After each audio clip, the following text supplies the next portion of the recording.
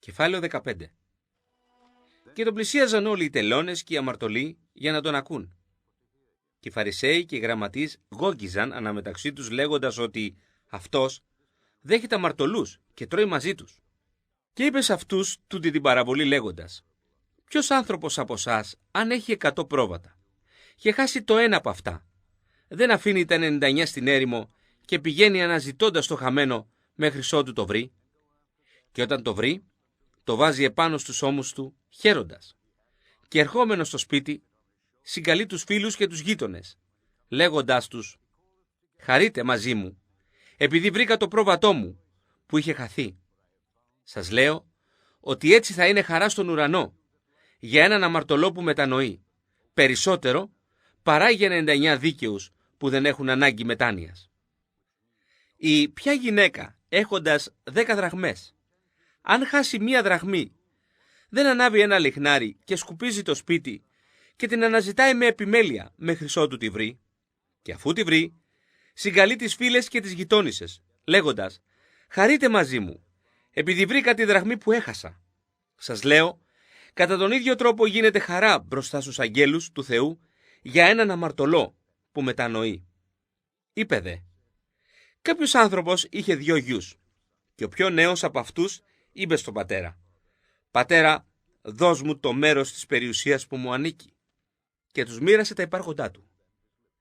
Κι ύστερα από λίγες ημέρες, ο νεότερος γιος, αφού τα μάζεψε όλα, αποδήμησε σε μια μακρινή χώρα. Και εκεί διασκόρπισε την περιουσία του, ζώντας άσωτα. Και όταν τα ξόδεψε όλα, έγινε μεγάλη πείνα σε εκείνη τη χώρα, και αυτός άρχισε να στερείται. Τότε πήγε και προσκολήθηκε σε έναν από τους πολίτες εκείνης της χώρας, ο οποίος τον έστειλε στα χωράφια του για να βόσκει γουρούνια, και επιθυμούσε να γεμίσει την κοιλιά του από τα ξυλοκέρατα που έτρωγαν τα γουρούνια. Και κανένας δεν έδινε σε αυτόν τίποτε. Όταν δε ήρθε στον εαυτό του, είπε: πόσοι μισθωτοί του πατέρα μου έχουν περίσσιο ψωμί και εγώ χάνομαι από την πείνα.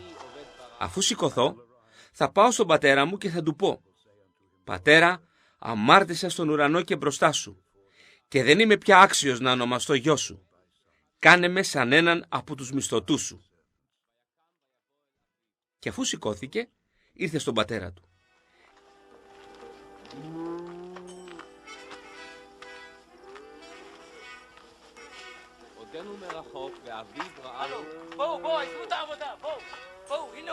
Και ενώ ακόμα πήγε μακριά, ο πατέρας του τον είδε και το σπλαχνίστηκε και τρέχοντας έπεσε επάνω στον τράχυλό του και τον καταφύλισε.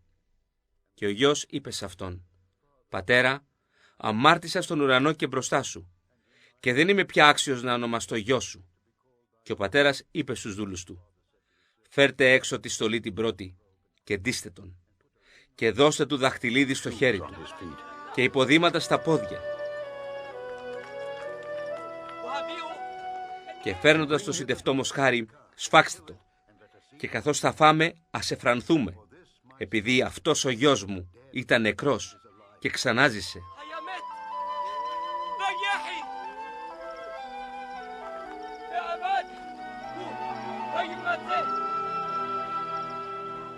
Και ήταν χαμένος και βρέθηκε, και άρχισαν να εφραίνονται. Ο πιο μεγάλος του γιος, όμως, ήταν στο χωράφι, και καθώς ερχόταν και πλησίασε στο σπίτι, άκουσε όργανα και χορούς. Και προσκαλώντας έναν από τους δούλους, ρωτούσε: τι είναι αυτά? Και εκείνος είπε σε αυτόν ότι ήρθε ο αδελφός σου και ο πατέρας σου έσφαξε το μοσχάρι το σιτευτό, επειδή τον απόλαυσε ξανά η γη. Και οργίστηκε.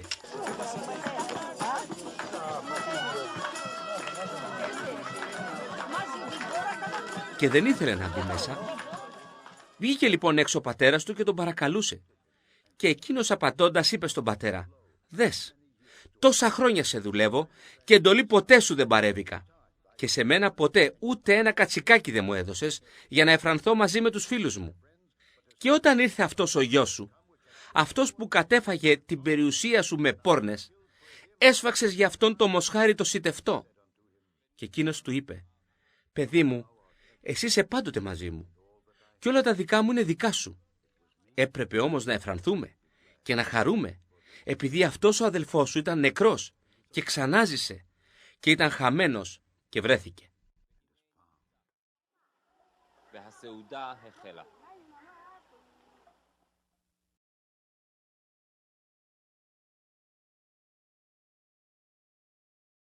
Κεφάλαιο 16.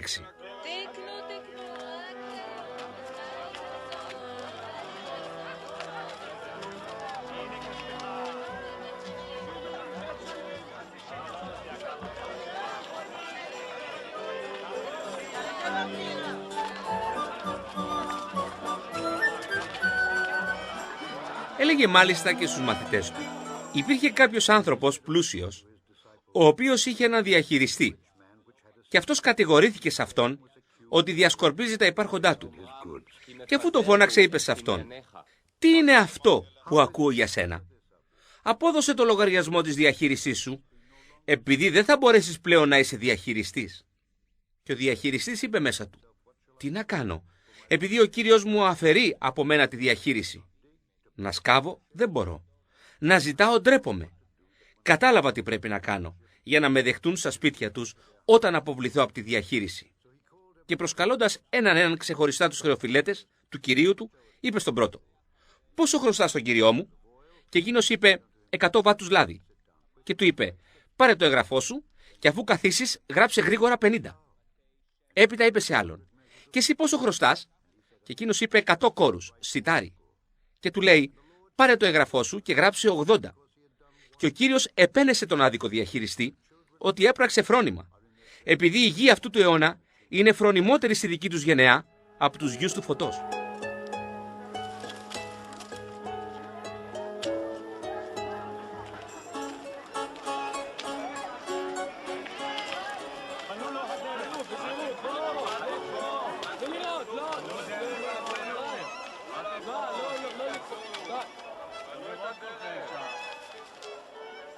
Και εγώ σας λέω, να κάνετε για τον εαυτό σας φίλους από το μαμονά της αδικίας, για να σας δεχτούν στις αιώνιες σκηνές όταν εκλείψετε. Ο πιστός στο ελάχιστο και στο πολύ είναι πιστός, και ο άδικος στο ελάχιστο και στο πολύ είναι άδικος. Αν λοιπόν στον άδικο μαμονά δεν φανήκατε πιστοί, ποιος θα σας εμπιστευτεί τον αληθινό πλούτο? Και αν στον ξένο δεν φανήκατε πιστοί, ποιος θα σας δώσει το δικό σας? Κανένας δούλος δεν μπορεί να δουλεύει δύο κυρίους, επειδή ή τον έναν θα μισήσει και τον άλλον θα αγαπήσει, ή στον έναν θα προσκοληθεί και τον άλλον θα καταφρονήσει. Δεν μπορείτε να δουλεύετε τον Θεό και τον μαμονά. Και όλα αυτά τα άκουγαν οι Φαρισαίοι που ήσαν φιλάργυροι και τον περιγελούσαν. Και τους είπε: «Εσείς είστε που δικαιώνετε τον εαυτό σας μπροστά στους ανθρώπους. Ο Θεός όμως γνωρίζει τις καρδιές σας. Επειδή εκείνο που είναι υψηλό ανάμεσα στους ανθρώπους είναι ευδέλιγμα μπροστά στο Θεό. Ο νόμος και οι προφήτες μέχρι τον Ιωάννη υπήρχαν, και από τότε η Βασιλεία του Θεού εξαγγέλλεται ως χαρμόσυνο άγγελμα, και καθένας βιάζεται να μπει μέσα σε αυτή. Είναι δε ευκολότερο ο ουρανός και η γη να παρέλθουν, παρά μια κεραία του νόμου να πέσει. Καθένας που χωρίζεται από τη γυναίκα του και νυμφεύεται άλλη, μοιχεύει. Και καθένας που νυμφεύεται γυναίκα χωρισμένη από άνδρα, μοιχεύει. Υπήρχε δε κάποιος άνθρωπος, πλούσιος, και ντυνόταν με πορφύρα και στολή από βύσσο, εφρενόμενος καθημερινά με μεγαλοπρέπεια. Υπήρχε δε και ένας φτωχός, με το όνομα Λάζαρος, γεμάτος πληγές, τον οποίον έβαζαν κοντά στην πύλη του, και επιθυμούσε να χορτάσει από τα ψίχουλα που έπεφταν από το τραπέζι του πλουσίου, αλλά και τα σκυλιά, καθώς έρχονταν, έγλυφαν τις πληγές του. Πέθανε δε ο φτωχός και φέρθηκε από τους αγγέλους στον κόλπο του Αβραάμ. Πέθανε δε και ο πλούσιος και θαύτηκε. Και μέσα στον Άδη, καθώς ύψωσε τα μάτια του, ενώ βρισκόταν μέσα σε βάσανα, βλέπει από μακριά τον Αβραάμ και τον Λάζαρο στην αγκαλιά του. Και αυτός φωνάζοντας είπε: «Πατέρα Αβραάμ, ελέησέ με και στείλε το Λάζαρο για να βουτήξει την άκρη του δαχτύλου του στο νερό και να δροσίσει τη γλώσσα μου, επειδή βασανίζομαι μέσα σε τούτη τη φλόγα». Και ο Αβραάμ είπε: «Παιδί μου, θυμήσου ότι απόλαυσες τα αγαθά σου στη ζωή σου και ο Λάζαρος παρόμοια τα κακά. Τώρα αυτός μεν παρηγορείται, εσύ όμως βασανίζεσαι. Και εκτός όλων τούτων, ανάμεσα σε μας και σε εσάς, ένα μεγάλο χάσμα είναι στηριγμένο, ώστε αυτοί που θέλουν να διαβούν από εδώ προς εσάς να μην μπορούν, ούτε και από εκεί να διαπεράσουν προς εμάς».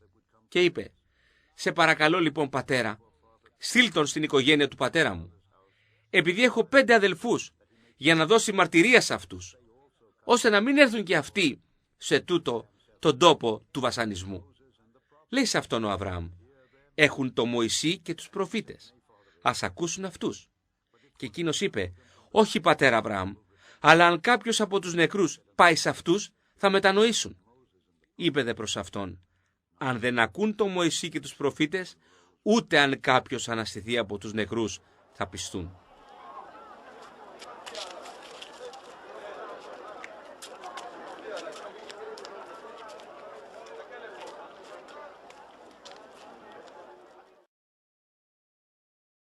Κεφάλαιο 17. Και στους μαθητές του είπε, «Είναι αδύνατο να μην έρθουν τα σκάνδαλα. Όμως, αλίμονος εκείνον, διαμέσου του οποίου έρχονται. Τον συμφέρει να κρεμάσει μια μιλόπετρα γύρω από τον τράχυλό του και να ρηχτεί στη θάλασσα, παρά να σκανδαλίσει έναν από τούτους τους μικρούς».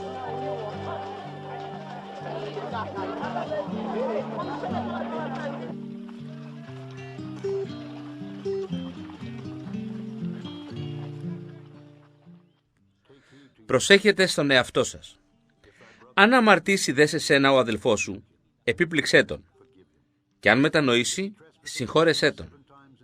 Και αν 7 φορές την ημέρα αμαρτήσει σε σένα και 7 φορές την ημέρα επιστρέψει σε σένα λέγοντας «μετανοώ», θα το συγχωρήσεις. Και οι Απόστολοι είπαν στον Κύριο, «Αύξησέ μας την πίστη». Και ο Κύριος είπε, «Εάν είχατε πίστη σαν έναν κόκκο συναπιού, θα λέγατε σε τούτη τη σικαμινιά, ξεριζώσου και φυτέψου στη θάλασσα και θα σας υπάκουε. Και ποιος από εσάς, έχοντας ένα δούλο που οργώνει υπημένη, αμέσως μόλις έρθει από το χωράφι, θα του πει «πήγαινε κάθισε να φας», και δεν θα του πει «ετοίμασε τι θα διπνήσω», και αφού περιζωστείς να με υπηρετείς μέχρι ότου φάω και πιω, και ύστερα από αυτά θα φας και θα πιείς κι εσύ. Μήπως γνωρίζει χάρη σε εκείνον το δούλο, επειδή έκανε όλα όσα διατάχθηκαν σε αυτόν? Δεν μου φαίνεται. Έτσι κι εσείς, όταν κάνετε όλα όσα σας έχουν διαταχθεί, να λέτε «Είμαστε αχρήοι δούλοι, επειδή κάναμε ό,τι χρωστούσαμε να κάνουμε».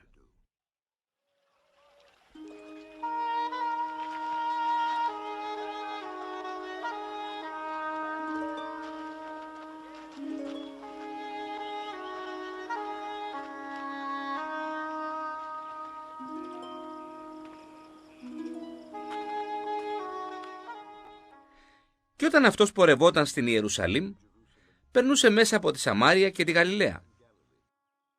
Και ενώ έμπαινε σε κάποια κομμόπολη, το συνάντησαν 10 άνθρωποι λεπροί, οι οποίοι στάθηκαν από μακριά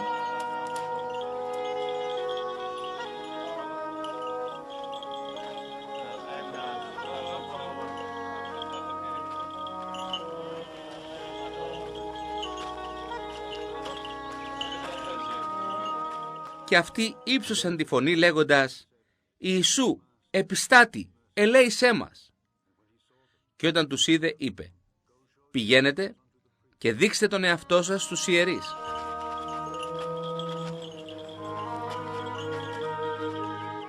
Και ενώ πορεύονταν, καθαρίστηκαν.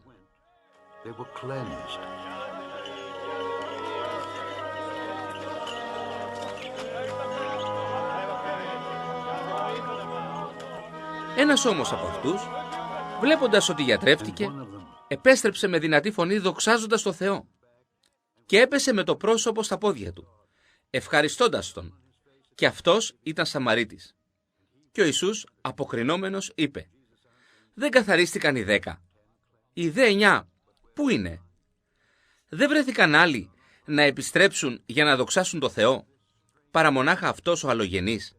Και του είπε «Καθώς θα σηκωθείς, πήγαινε, η πίστη σου σε έσωσε».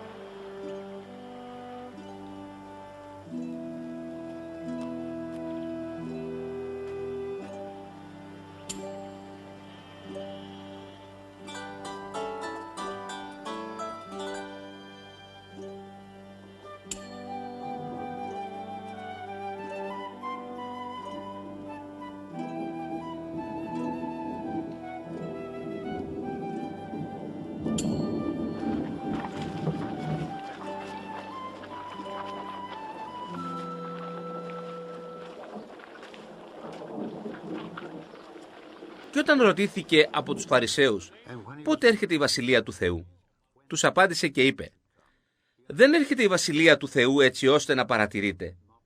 Ούτε θα πούν «να εδώ είναι» ή «να εκεί». Επειδή, προσέξτε, η Βασιλεία του Θεού είναι ανάμεσά σας.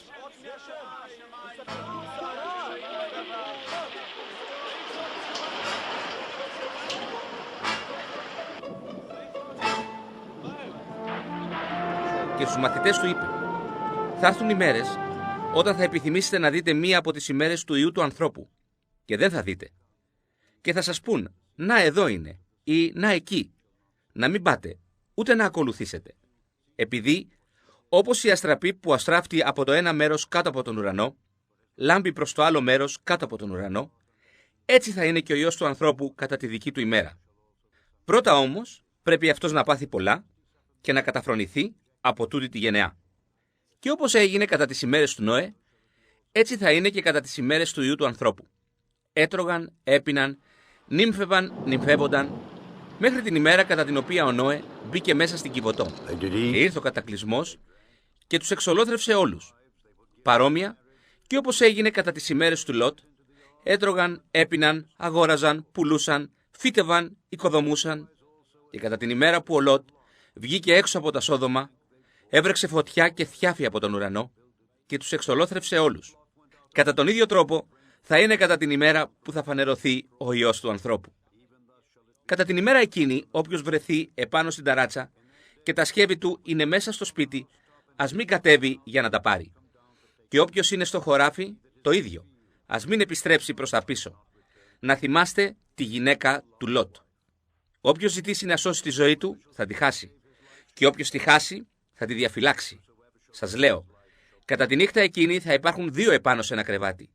Ο ένας παραλαμβάνεται και ο άλλος αφήνεται. Δύο γυναίκες θα αλέθουν μαζί. Η μία παραλαμβάνεται και η άλλη αφήνεται. Δύο θα βρίσκονται στο χωράφι. Ο ένας παραλαμβάνεται και ο άλλος αφήνεται. Και αποκρινόμενοι του λένε: Κύριε, πού? Και εκείνος είπε σε αυτούς: όπου είναι το σώμα, εκεί θα συγκεντρωθούν οι αετοί.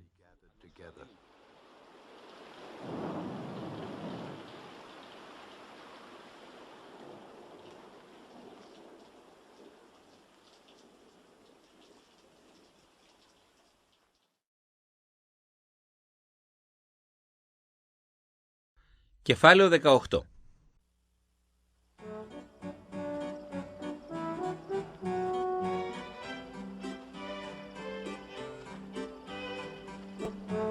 Τους έλεγε μάλιστα και μία παραβολή για το ότι πρέπει πάντοτε να προσεύχονται και να μην αποκάμνουν, λέγοντας: σε κάποια πόλη υπήρχε ένας κριτής, ο οποίος τον Θεό δεν φοβόταν και άνθρωπο δεν τρεπόταν.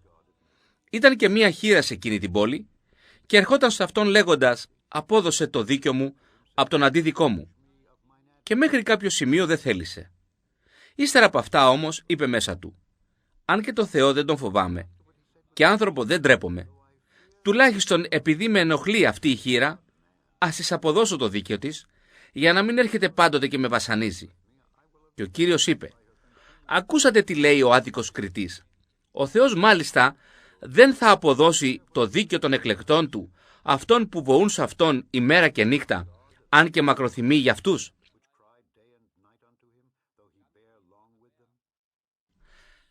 Σας λέω ότι θα αποδώσει το δίκαιο τους γρήγορα. Πλην, όταν έρθει ο Υιός του ανθρώπου, θα βρει άραγε την πίστη επάνω στη γη?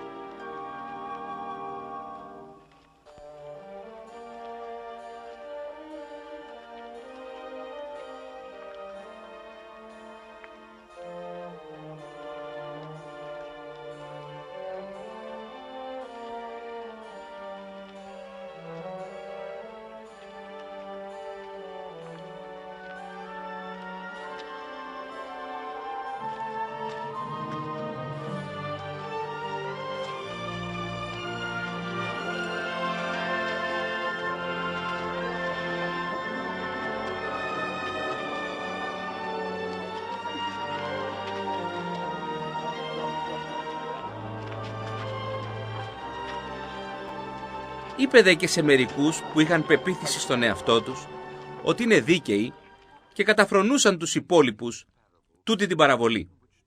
2 άνθρωποι ανέβηκαν στο ιερό για να προσευχηθούν. Ο ένας ήταν Φαρισαίος και ο άλλος τελώνης.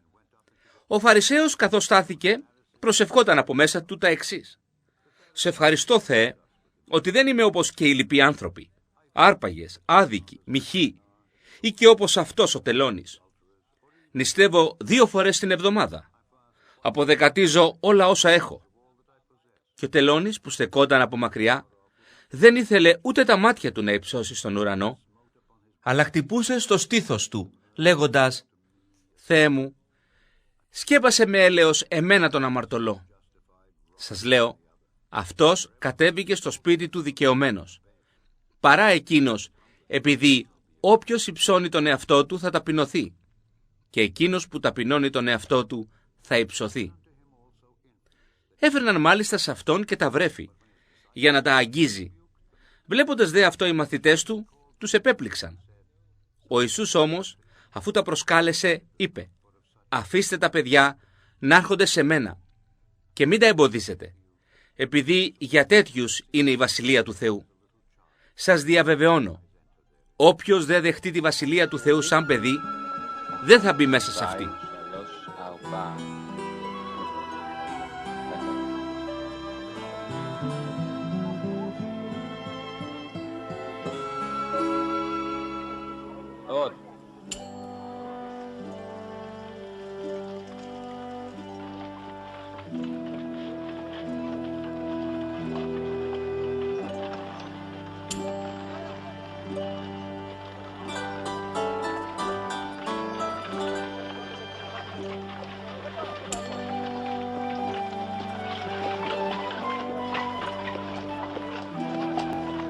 Και κάποιος άρχοντας τον ρώτησε λέγοντας: «Δάσκαλε αγαθέ, τι να πράξω για να κληρονομήσω αιώνια ζωή?»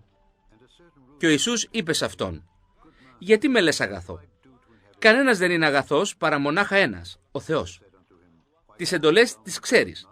Μη μοιχεύσεις, μη φωνεύσεις, μη κλέψεις, μη ψευδομαρτυρήσεις, τίμα τον πατέρα σου και τη μητέρα σου».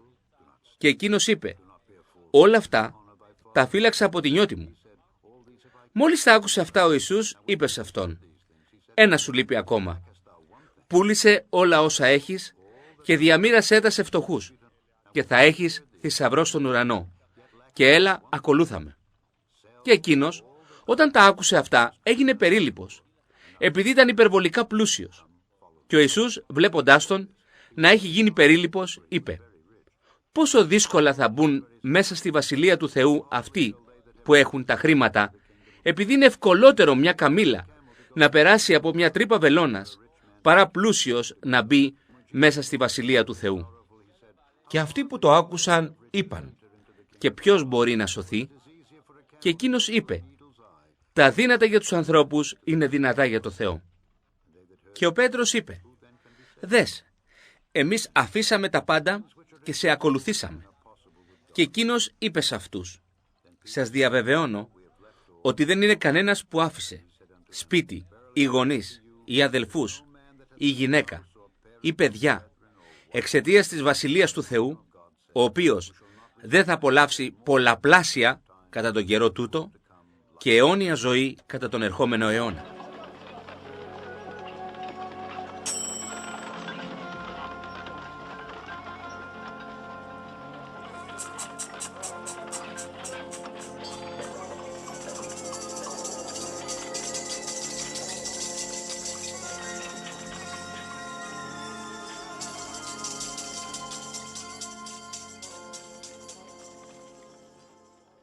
Και αφού παρέλαβε τους 12, τους είπε: «Προσέξτε, ανεβαίνουμε στα Ιεροσόλυμα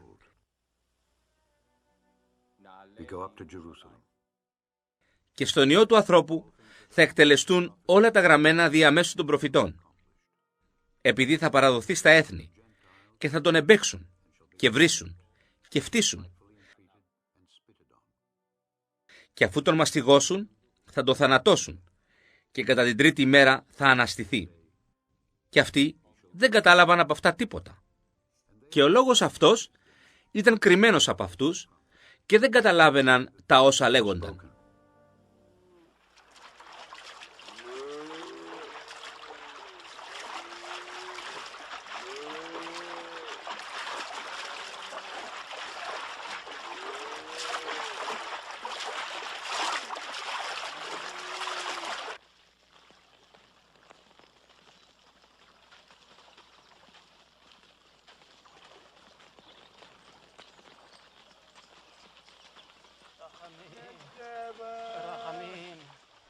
Και όταν πλησίασαν στην Ιεριχώ, κάποιος τυφλός καθόταν κοντά στο δρόμο ζητιανεύοντας.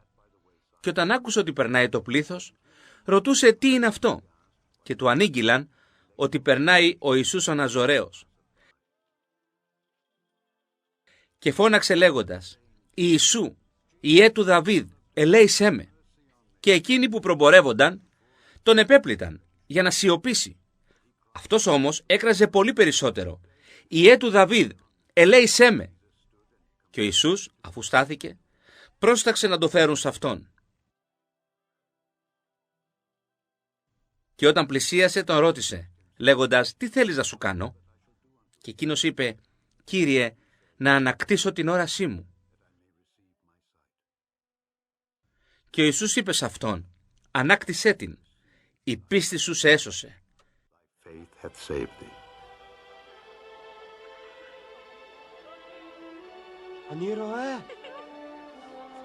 Και αμέσως ανέκτησε την όρασή του και τον ακολουθούσε, δοξάζοντας το Θεό, και ολόκληρος ο λαός, όταν το είδε αυτό, δοξολόγησε τον Θεό.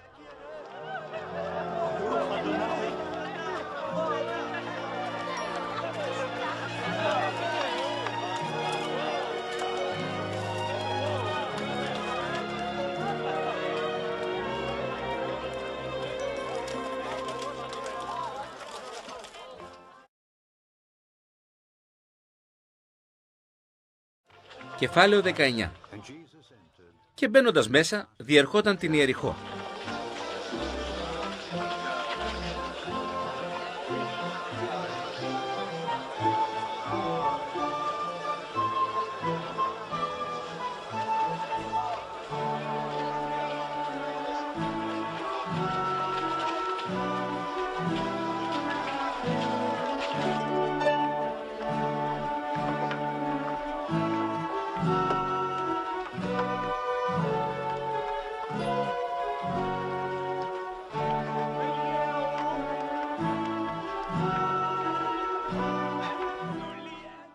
Και να σου ένας άνθρωπος που ονομαζόταν Ζακχαίος, ο οποίος ήταν αρχιτελώνης, και αυτός ήταν πλούσιος, και ζητούσε να δει τον Ιησού ποιος είναι, και δεν μπορούσε εξαιτίας του πλήθους, επειδή ήταν κοντός στο ανάστημα.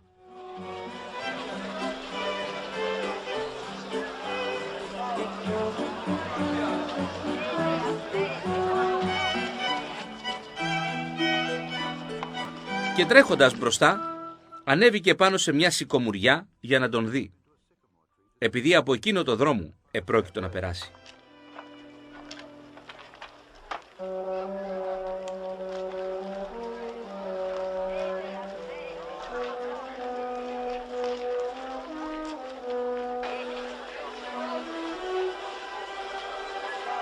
Και όταν ο Ιησούς ήρθε στον τόπο, κοιτάζοντας ψηλά, τον είδε και του είπε: «Ζακχαίε, κατέβα γρήγορα, επειδή σήμερα πρέπει να μείνω στο σπίτι σου».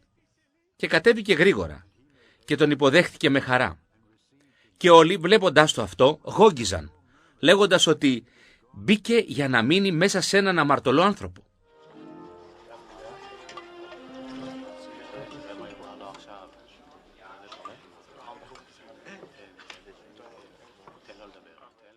Και ο Ζακχαίος, καθώς στάθηκε όρθιος, είπε στον Κύριο: «Δες, τα μισά από τα υπάρχοντά μου, Κύριε, τα δίνω στους φτωχούς.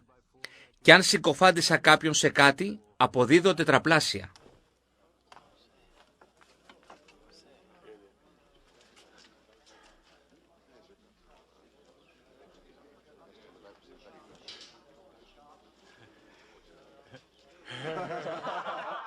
Και ο Ιησούς είπε σε αυτόν ότι σήμερα έγινε σωτηρία σε αυτό το σπίτι, καθώς και αυτός είναι γιος του Αβραάμ. επειδή ο Υιός του ανθρώπου ήρθε να ζητήσει και να σώσει το χαμένο.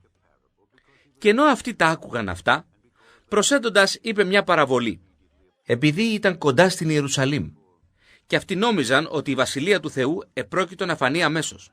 Είπε λοιπόν, κάποιος ευγενής άνθρωπος πήγε σε μια μακρινή χώρα για να πάρει για τον εαυτό του βασιλεία και να επιστρέψει. Και καλώντας 10 από τους δικούς του δούλους, τους έδωσε 10 μνές και τους είπε, πραγματευτείτε μέχρι ότου έρθω. Οι συμπολίτες του όμως τον μισούσαν και έστειλαν πίσω από αυτόν πρέσβεις, λέγοντας, δεν θέλουμε να βασιλεύσει αυτός επάνω σε μας. Και όταν γύρισε, παίρνοντας τη βασιλεία, είπε να κληθούν κοντά του οι δούλοι εκείνοι, στους οποίους έδωσε το ασίμι, για να μάθει τι κέρδισε κάθε ένας.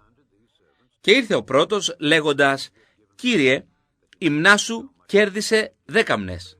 Και του είπε, «Έβγε δούλε αγαθέ, επειδή στο ελάχιστο φάνηκες πιστός, έχει εξουσία επάνω σε 10 πόλεις». Και ήρθε ο δεύτερος λέγοντας, «Κύριε, η μνά σου έκανε 5 μνές». Είπε δε και σε τούτον, «Και εσύ γίνε εξουσιαστής επάνω σε 5 πόλεις». Ήρθε και ο άλλος λέγοντας, «Κύριε, να η μνά σου που είχα φυλαγμένη μέσα σε μαντίλι, επειδή σε φοβόμουν, για το λόγο ότι είσαι αυστηρός άνθρωπος. Παίρνεις ό,τι δεν έβαλες και θερίζεις ό,τι δεν έσπηρες». Και λέει σε αυτόν, «Από το στόμα σου θα σε κρίνω, δούλε πονηρέ. Ήξερες ότι εγώ είμαι άνθρωπος αυστηρός, παίρνοντας ό,τι δεν έβαλα και θερίζοντας ό,τι δεν έσπηρα. Γιατί λοιπόν δεν έδωσες το ασίμι μου στην τράπεζα, ώστε εγώ μόλις ερχόμουν να το έπαιρνα μαζί με τον τόκο?» Και είπε στους παραβρισκομένους, «Αφαιρέστε του τη μνά και δώστε την σε αυτόν που έχει τις 10 μνές». Και του είπαν, «Κύριε, έχει 10 μνές. Επειδή σας λέω ότι σε καθέναν που έχει θα δοθεί, από εκείνον όμως που δεν έχει, και ό,τι έχει θα αφαιρεθεί από αυτόν. Πλην εκείνους τους εχθρούς μου που δεν με θέλησαν να βασιλεύσω επάνω τους, φέρτε τους εδώ και κατασφάξτε τους μπροστά μου». Και αφού είπε αυτά, προχωρούσε ανεβαίνοντας στα Ιεροσόλυμα.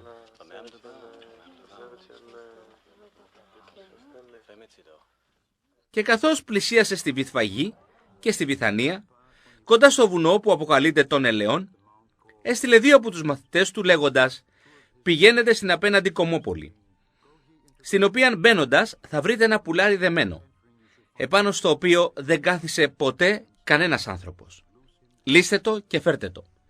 Και αν κάποιος σας ρωτήσει γιατί το λύνετε, έτσι θα πείτε σε αυτόν ότι ο Κύριος το έχει ανάγκη».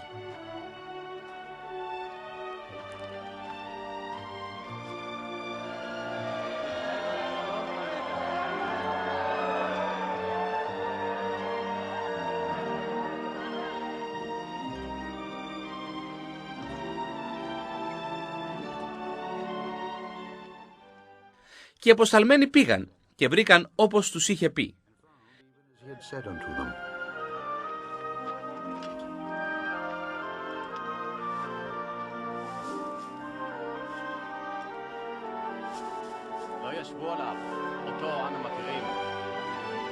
Και ενώ έλυναν το πουλάρι, οι διοκτήτες του είπαν σε αυτούς, «Γιατί λύνετε το πουλάρι?» Και εκείνοι είπαν, «Ο Κύριος το έχει ανάγκη».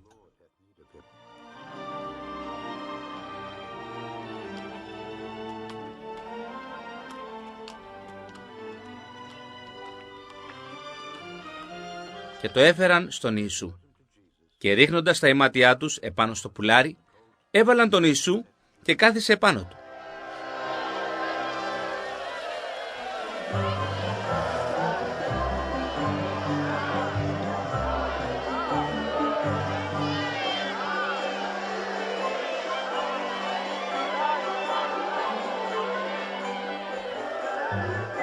Και ενώ πορευόταν, έστρωναν από κάτω τα ημάτια του στο δρόμο.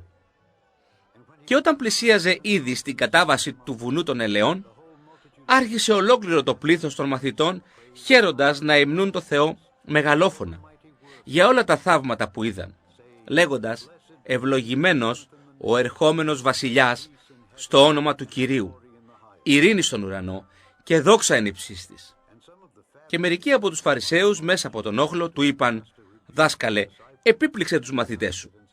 Και αποκρινόμενος είπε προς αυτούς, «Σας λέω ότι αν αυτοί σιωπήσουν, οι πέτρες θα φωνάξουν».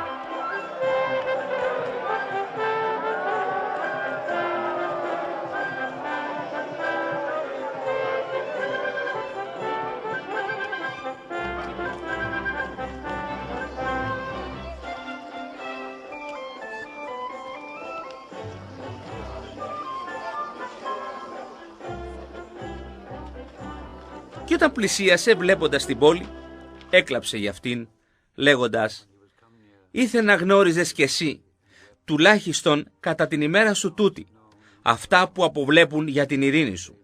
Αλλά τώρα κρύφτηκαν από τα μάτια σου. Επειδή θα έρθουν ημέρες επάνω σου και οι εχθροί σου θα κάνουν χαράκωμα γύρω από σένα και θα σε περικυκλώσουν και θα σε στενοχωρήσουν από παντού και θα σε κατεδαφίσουν και τα παιδιά σου μέσα σε σένα και δεν θα αφήσουν μέσα σε σένα πέτρα επάνω σε πέτρα, επειδή δεν γνώρισες την ημέρα της επίσκεψής σου».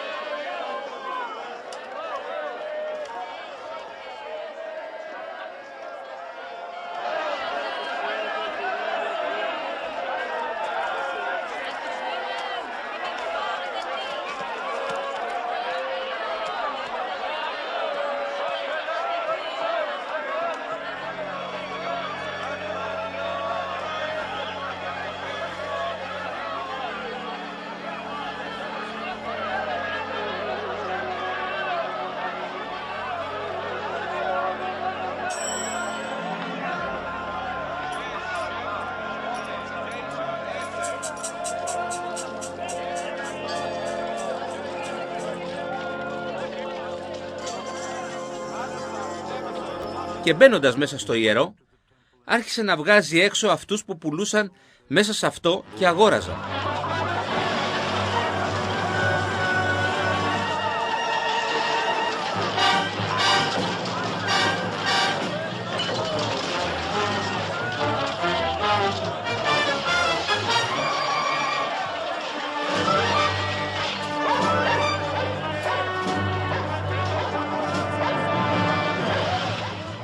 Λέγοντάς τους, «Είναι γραμμένο, ο οίκος μου είναι οίκος προσευχής.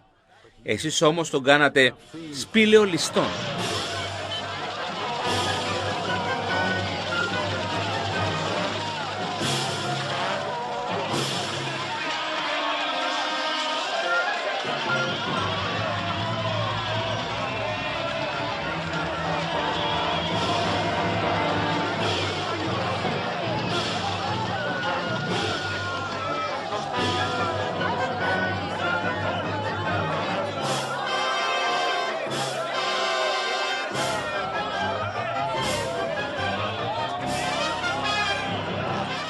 Κάθε ημέρα δίδασκε μέσα στο ιερό.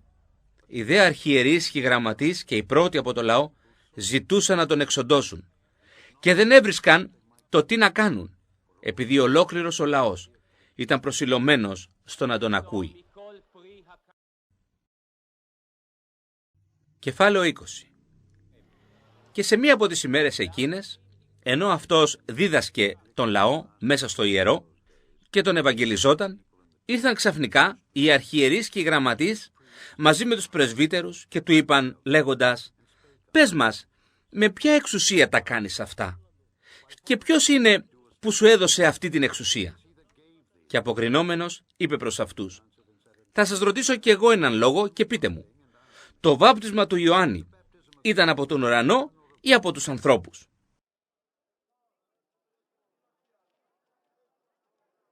Και εκείνοι συλλογίστηκαν μέσα τους λέγοντας ότι αν πούμε από τον ουρανό, θα πει γιατί λοιπόν δεν πιστέψατε σε αυτόν?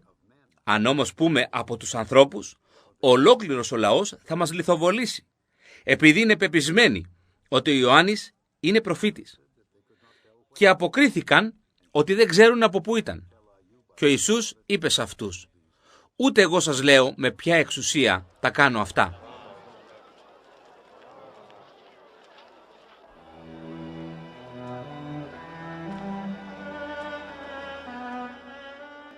Και άρχισε να λέει στο λαό τούτη την παραβολή.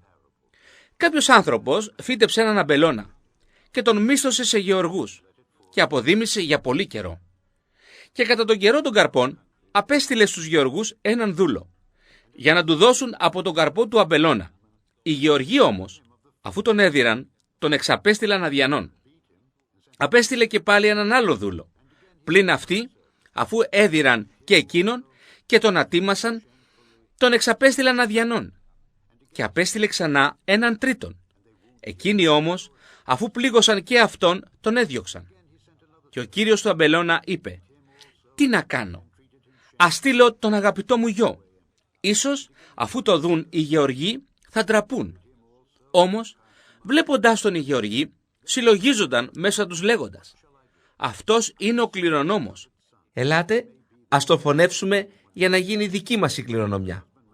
Και βγάζοντας τον έξω από τον αμπελώνα, τον φώνευσαν.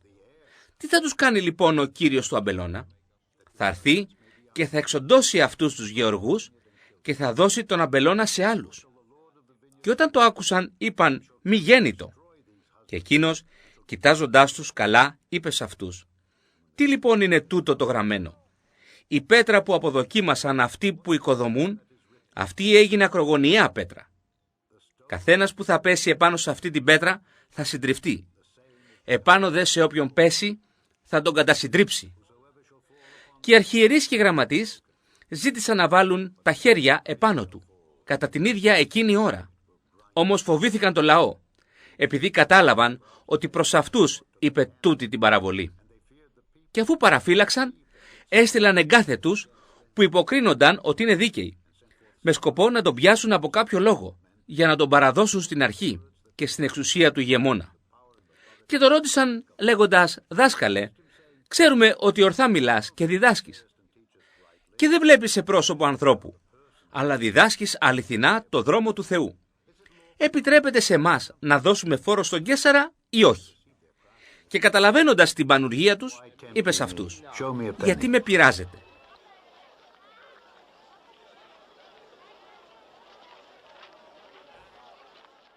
Δείξτε μου ένα δινάριο. Τίνος έχει την εικόνα και την επιγραφή? Και εκείνοι αποκρινόμενοι είπαν: του Καίσαρα. Και εκείνος είπε σε αυτούς: αποδώστε λοιπόν στον Καίσαρα εκείνα που ανήκουν στον Καίσαρα και στο Θεό εκείνα που ανήκουν στο Θεό. Και εξαιτίας κάποιου λόγου δεν μπόρεσαν να τον πιάσουν μπροστά στο λαό και θαυμάζοντας για την απάντησή του σιώπησαν. Καθώς δεν πλησίασαν μερικοί από τους Σαδδουκαίους, οι οποίοι αρνούνται ότι υπάρχει Ανάσταση, το ρώτησαν λέγοντας: δάσκαλε, ο Μωυσής έγραψε σε εμάς, αν πεθάνει ο αδελφός κάποιου που έχει γυναίκα και αυτός πεθάνει άτεκνος, ο αδελφός του να πάρει τη γυναίκα και να αναστήσει απογόνους στον αδελφό του. Υπήρχαν λοιπόν 7 αδελφοί και ο πρώτος, παίρνοντας μία γυναίκα, πέθανε άτεκνος και ο δεύτερος πήρε τη γυναίκα και αυτός πέθανε άτεκνος.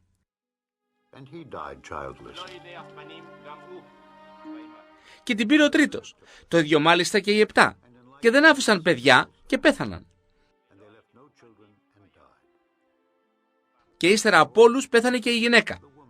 Κατά την Ανάσταση λοιπόν, σε ποιον από αυτούς γίνεται γυναίκα? Επειδή την είχαν πάρει και οι 7.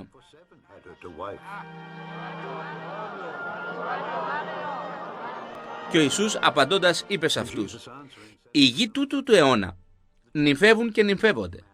ενώ αυτοί που καταξιώθηκαν να απολαύσουν εκείνον τον αιώνα και την Ανάσταση από τους νεκρούς, ούτε νυμφεύουν ούτε νυμφεύονται, επειδή ούτε να πεθάνουν πλέον μπορούν, δεδομένου ότι είναι εισάγγελοι και είναι γη του Θεού, επειδή είναι γη της Ανάστασης. Το ότι όμως ανασταίνονται οι νεκροί, το φανέρωσε και ο Μωυσής στο περιστατικό της Βάτου, όταν λέει Κύριο τον Θεό του Αβραάμ και τον Θεό του Ισαάκ και τον Θεό του Ιακώβ. Και ο Θεός δεν είναι των νεκρών, αλλά των ζωντανών, επειδή όλοι σε αυτόν ζουν. Και μερικοί από τους γραμματείς αποκρινόμενοι είπαν «Δάσκαλε, καλά είπες», και δεν τολμούσαν πλέον να το ρωτήσουν τίποτε. Και τους είπε «Πώς λένε για τον Χριστό ότι είναι γιος του Δαβίδ?» Και ο ίδιος ο Δαβίδ λέει στο βιβλίο των Ψαλμών «Είπε ο Κύριος στον Κύριό μου, κάθισε στα δεξιά μου, μέχρι ότου βάλω τους εχθρούς σου για υποπόδιο των ποδιών σου». Ο Δαβίδ λοιπόν τον ονομάζει Κύριο. Πώς όμως είναι γιος του? Και ενώ ολόκληρος ο λαός άκουγε, είπε στους μαθητές του «Προσέχετε από τους γραμματείς που θέλουν να περπατούν με επίσημες στολές και αρέσκονται με τους χαιρετισμούς στις αγορές και πρωτοκαθεδρίες στις συναγωγές και τις πρώτες θέσεις στα δείπνα, οι οποίοι κατατρώνε τα σπίτια των χηρών, και αυτό με την πρόφαση ότι κάνουν μεγάλες προσευχές. Αυτοί θα πάρουν μεγαλύτερη καταδίκη».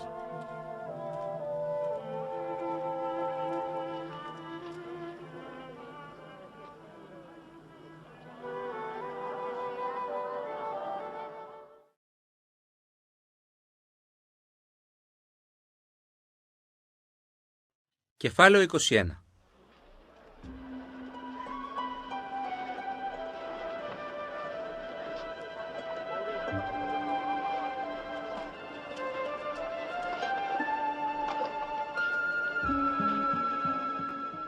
Και σηκώνοντας τα μάτια του, είδε τους πλούσιους που έβαζαν τα δώρα τους στο θησαυροφυλάκιο. Είδε μάλιστα και μια φτωχή χήρα που έβαζε 2 λεπτά. Και είπε «Σας διαβεβαιώνω ότι αυτή η χήρα έβαλε περισσότερο από όλους, επειδή όλοι αυτοί έβαλαν στα δώρα του Θεού από το περίσσευμά τους. Αυτή όμως από το ειστέρημά της έβαλε ολόκληρη την περιουσία της, όση είχε». Και ενώ μερικοί έλεγαν για το ιερό ότι είναι στολισμένο με ωραίες πέτρες και αφιερώματα, είπε «Αυτά που βλέπετε θα έρθουν οι μέρες κατά τις οποίες δεν θα μείνει πέτρα επάνω σε πέτρα, η οποία δεν θα καταγκρεμιστεί». Και τον ρώτησαν λέγοντας «Δάσκαλε, πότε λοιπόν θα γίνουν αυτά? Και ποιο είναι το σημείο όταν αυτά πρόκειται να γίνουν?» Και εκείνος είπε «Βλέπετε να μην πλανηθείτε, επειδή πολλοί θα έρθουν στο όνομά μου, λέγοντας ότι εγώ είμαι, και ο καιρός πλησίασε. Να μην πάτε λοιπόν πίσω από αυτούς. Και όταν ακούσετε πολέμους και καταστασίες, να μην φοβηθείτε, επειδή αυτά πρέπει να γίνουν πρώτα, αλλά δεν είναι αμέσως το τέλος». Τότε έλεγε σε αυτούς «Θα σηκωθεί έθνος ενάντια σε άλλο έθνος και βασίλειο ενάντια σε άλλο βασίλειο, και θα γίνουν μεγάλοι σεισμοί, κατατόπους και πείνες και μεταδοτικές αρρώστιες, και θα υπάρχουν φόβητρα και μεγάλα σημεία από τον ουρανό. Πριν από όλα αυτά θα βάλουν επάνω σας τα χέρια τους και θα σας θέσουν υποδιωγμό, παραδίνοντάς σας σε συναγωγές και φυλακές, καθώς θα σας φέρουν μπροστά σε βασιλιάδες και ηγεμόνες ένεκαν του ονόματός μου. Και τούτο θα αποβεί σε εσάς για μαρτυρία. Βάλτε λοιπόν στις καρδιές σας να μην προμελετάτε τι να απολογηθείτε, επειδή εγώ θα σας δώσω στόμα και σοφία, στην οποία δεν θα μπορέσουν να αντιλογήσουν ούτε να αντισταθούν όλοι οι εναντίοι σας. Θα παραδοθείτε μάλιστα και από γονείς και αδελφούς και συγγενείς και φίλους, και θα θανατώσουν μερικούς από εσάς, και θα είστε μισούμενοι από όλους εξαιτίας του ονόματός μου. Πλην μία τρίχα από το κεφάλι σας δεν θα χαθεί.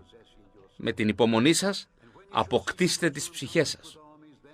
Και όταν δείτε την Ιερουσαλήμ περικυκλωμένη από στρατόπεδα, τότε να γνωρίσετε ότι πλησίασε η ερήμωσή της.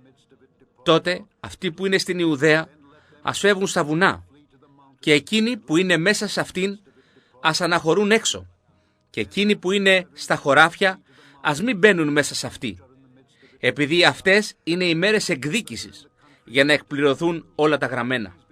Και αλίμονος εκείνες που εγκυμονούν και σε εκείνες που θυλάζουν κατά τις ημέρες εκείνες.